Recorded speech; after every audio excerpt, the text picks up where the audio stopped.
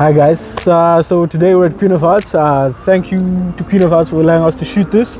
I don't know what food I'm gonna get yet, but we're gonna get food whilst we're talking. It's gonna be a mukbang. Today I've got the amazing Nana, right? Or how do you prefer to be? Yeah, that's fine. All right, yes. Chef Nana or Nana? Nana. At home, what do they call you? Natasha or Rumbi. Right. So Rumbi is for home, and then Natasha's like. Cool. Yeah. I struggle when my family calls me chef. I don't know. Like... And I was also I'm gonna touch on that. Why I say don't call me a chef, because I'm actually a caterer. But we'll get into that later. I love it. This is why we're here. Okay. So yeah, guys, please like and subscribe. Bites and Banter on YouTube, Instagram, TikTok. It's just a platform where we get to showcase lovely chefs, caterers, nutritionists. It's all about food, what food can do for long-term health, for the economy, and current affairs. So stay tuned and let's go. So yeah, Nana, let's dig right into it. So a little backstory for the people. Way back years, however far long ago, we were in the same graduating class in high school. Yes. So you know, in high school, different schools, but people know each other. So I used to know a lot about you. And I knew you as Rodney. Yeah. So I changed Rodney to Itayi. Yes. So also, so then I went abroad, and as well as you did. And then when I came back and I was looking at the key players, I saw Nana.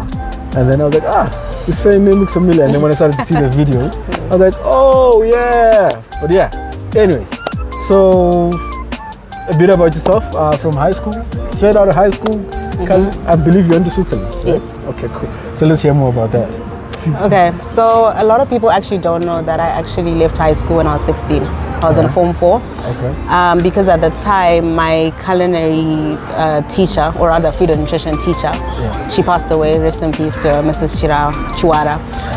She just recognized my talent. She was just like, oh, this girl's really talented. And I remember when my parents came for consultation, she kept saying, this girl will go far with food. And at the time I was like, food? Nah. Because I've always been interested in forensic science. So you can see that the difference is quite, And she kept saying, you need to keep pushing that. And even in class, I always used to wonder, like, why is she always picking me? Only to realize that I'm actually talented there. So I then just applied for Switzerland, the Swiss Hotel School. Then when I went there, I was there for, the first year as well. The teachers, they were also like, you're so talented in the kitchen, why aren't you pursuing this? So I was just a bit like, okay. I'm good at this, okay. Then so I carried on, and then so I forgot to say, I left when I was in O level, Form 4, and then I left, and that's what I studied. I did hospitality and events management. Wow. And then I studied there for about 5 years. Wow. Which was interesting. I would say it was a culture shock, because you're leaving Zim at 16 and 100%. You haven't really found yourself, and then you're 100%. There and people there are way older than you. Yes. And that's actually where I got my name from, Nana. Or like baby. Yes. So it's not even Nana, it's Nana, like Nana. Baby. Yes. So the Zimbabwean guys that were there would always laugh and say, what are you doing here? Because at the time I was very small, and I just looked like a kid. Like, why am I here? So that's where my name came from. And then I just maneuvered through life. I did my internship in Portugal, in Madeira Island.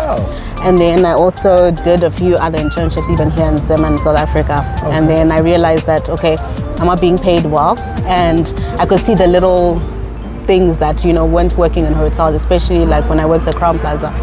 There's a lot of things that I wanted to change that I was passionate about. So I decided, let me start my own business and then maybe give people something that's different, that's palatable. And it is very different. Yes. Your posts are amazing. The work that you do is amazing. Thank you. So you brought an interesting point, which I've noticed a lot of Zim and African chefs have to navigate. I guess you were lucky enough to get out from O level and go right into culinary or hospitality management. Yes. Sorry, my mistake. I myself had to navigate an African household, so I actually had an accounting degree before getting into culinary arts. So I've had a lot of questions in my inbox. How do we convince our parents that this is what I want to pursue? And of course, the limitation is probably because, like you mentioned, it doesn't pay well if you're working for somebody. Yes. So coming from, I guess if someone has asked you, how can I navigate my homestead to tell my parents that this is what I want to do? But they're saying no, they will not support that financially or even allowing you to live in the house whilst you pursue that. Well, I think first of all, you need to go for what you want. But at the same time, what people don't realize is that the food space, there's so much money, especially in Zim.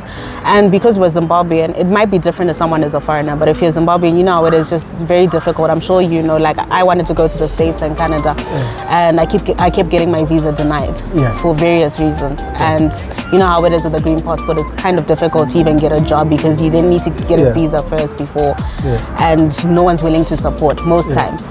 So those are the other aspects that I feel like parents also need to look at. That aspect is not there. And then also, like for example, you mentioned that parents are not supporting. Even on my side, my father at the time didn't understand what I was trying to do, because he was like, you left your job to start your own thing? And I was like, yes. And he's like, okay, you want to be an entrepreneur? And I was like, yes. And he's like, where are you going to get the clients and all of that? So I had to literally prove to them that, listen, I can do this.